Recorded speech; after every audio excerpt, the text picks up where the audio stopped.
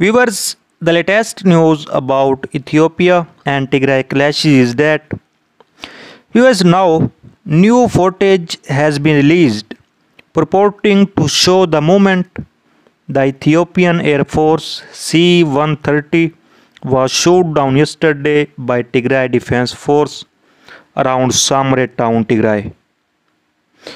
Viewers, I will show you a video at the end.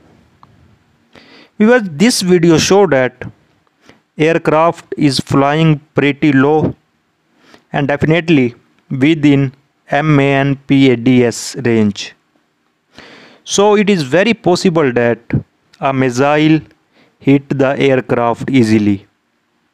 And now, on the other hand, from many sources, it is being said that now confirmed that a C-130 carrying troops and ammunition was shot down by the Tigray Defense Force in the vicinity of Gizit.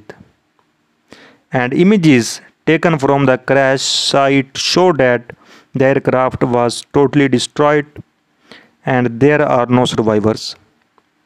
Well, this is the third visually confirmed airframe loss.